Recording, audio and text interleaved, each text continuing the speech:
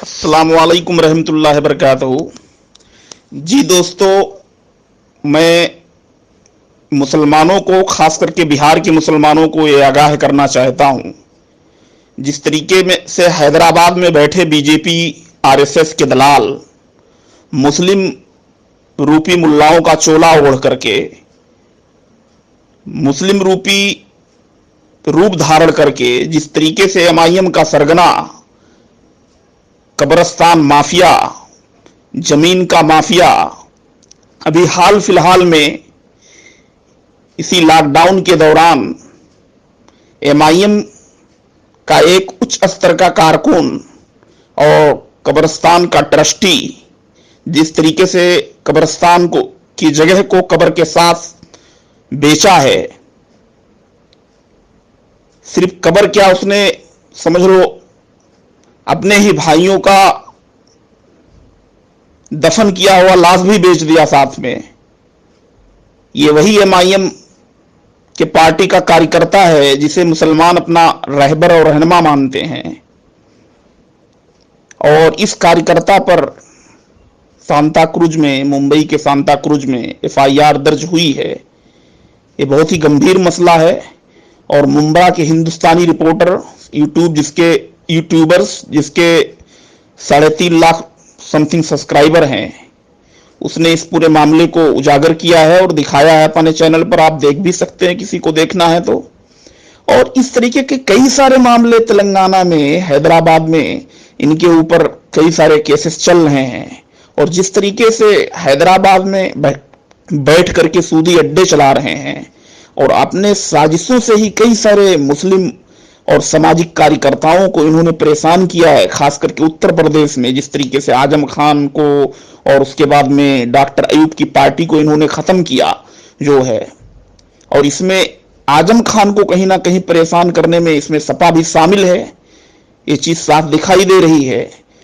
और बीजेपी इनका फुल समर्थन कर रही है और ये भी समर्थन फुल कर रहे हैं, इनको पूर्ण रूप से इनको समर्थन कर रहे हैं जो है।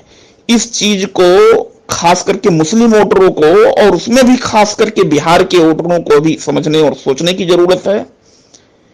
ये सिर्फ मुस्लिम चोला ओढ़ करके मुसलमानों को बेवकूफ बनाने के अलावा और कुछ भी नहीं कर रहे हैं। इसीलिए मुसलमानों को सूझबूझ से, तदाबीर से काम लेने की जरूरत है, जज्बात से बिल्कुल काम लेने की जरूरत नहीं है।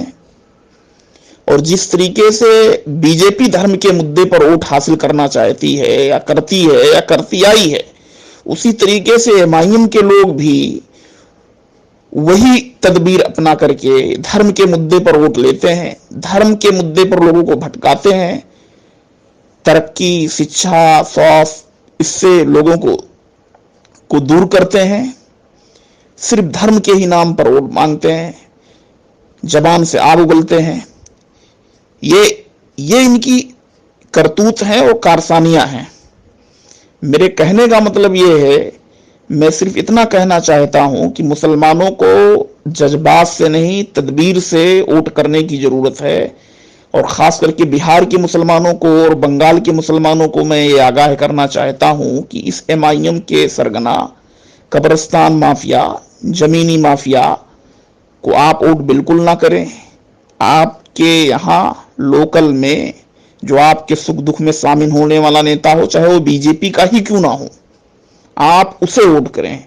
शिक्षित हो, अशिक्षित ना हो, काम करने वाला हो, आपके परेशानी पर खड़े होने वाला हो, आप उसे वोट करें। आप धर्म के नाम पर, जाति के नाम पर बिल्कुल वोट ना करें। और एक सीट ये निकाल के क्या कर सकते हैं, ये तेलंगाना में जहां पर समथिंग 150 या उससे भी ज्यादा सीट है, एग्जैक्टली आई डोंट नो, वहां पर ये 7 सीट पर लड़ते हैं। ऐसा क्या कारण है, ऐसा क्या रीजन है कि ये बंगाल, बिहार, उत्तर प्रदेश में जो है सभी सीटों पर कैंडिडेट खड़ा करते हैं? इससे साफ पता चलता है कि सेकुलर ढांचे को, तरक्की, शिक्षित, स्वास्थ्य वाले ढांचे को ये नुकसान पहुंचाना चाहते हैं। धर्म के मुद्दे पर जो शासन सत्ता में बैठे हुए लोग हैं, उनको ये फायदा पहुंचाना चाहते हैं। और ये सीधे सीधे समाज को दो भागों में बांटना चाहते हैं। ये एमआईएम की कारसानियां हैं और इनकी पूर्ण रूप से जो है इनका साठगांठ है। दिल्ली में भी इलेक्शन लड़ने वाले थे, लेकिन जब सोशल मीडिया पर बहुत सारे लोग एक्टिव हो गए और लोगों को सतर्क करने लगे, तो ये अपने बदनामी की वजह से और बदनामी के डर से वहां पर इलेक्शन लड़ने से ये पीछे हट गए। और बाकी रिजल्ट क्या हुआ वो आप लोगों के सामने है। तो ये जो हमारे सांप के आस्तीन हैं एमआईएम और उसका सरगना जो सूदी अड्डे खोलकर बैठा है हैदराबाद में, बहुत सारे लोग बोलते हैदराबाद में बहुत काम करते। अरे जो लोग ये बोलते वो मेरे को बता दें कि इनका मेडिकल कॉलेज है हैदराबाद में, हर कोई जानता है। उस मेडिकल कॉलेज में इन्होंने कितने गरीब स्टूडेंट का वहां पर फ्री ऑफ कॉस्ट जो है शिक्षा दिया हो। कोई एक बंदा, अगर कोई एक डॉक्टर वहां पर ये बता दें। इंडिया के सभी महंगे कॉलेजों में इनका एक कॉलेज है हैदराबाद का, इनका खुद का हॉस्पिटल है। कोई एक बंदा पकड़ के बता दो इनको ये फ्री ऑफ कॉस्ट जो है आज तक इलाज किए हों। ये तो मुस्लिमों की बात करते हैं, खुद सूद के अड्डे खोल के बैठे हैं। और जिस तरीके पे कई सारे बड़े मुस्लिम नेताओं को, कारोबारियों को इन्होंने अंदर करवाया है बीजेपी के इशारे पे, एमआईएम के इशारे पे बीजेपी ने अंदर किया है, क्योंकि ये उनके कर्ता धर्ता हैं। अंदर से पूर्ण रूप से साठगांठ है। बिहार इलेक्शन में इनका उतरना ये एक उसका उदाहरण है। और आने वाले समय में आप देखेंगे कि ये बंगाल में भी इलेक्शन लड़ने के लिए मैदान में उतरेंगे। हो सकता है कि हमारे इस ऑडियो की वजह से या लोगों के वीडियो की वजह से ये परेशान हो जाएं और बंगाल में इलेक्शन लड़ने से पीछे हट जाएं। लेकिन ये चीज तो साफ है कि ये है बीजेपी के ही कार्यकर्ता, इनडायरेक्टली बेनिफिशियर हैं ये। हमें बीजेपी से कोई वो नहीं है।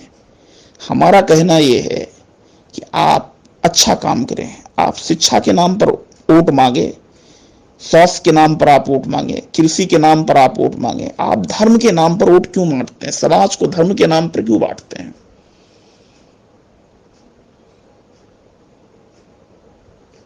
तो इस पूरे मसले पर मुसलमानों को गंभीरता से सोचने की जरूरत है। क्या मुसलमानों का ऐसा ही रहनुमा रहबर रहेगा जो कब्र माफिया बनेगा, जो जमीन माफिया बनेगा, जो धर्म के नाम पर जो है शासन सत्ता चलाएगा?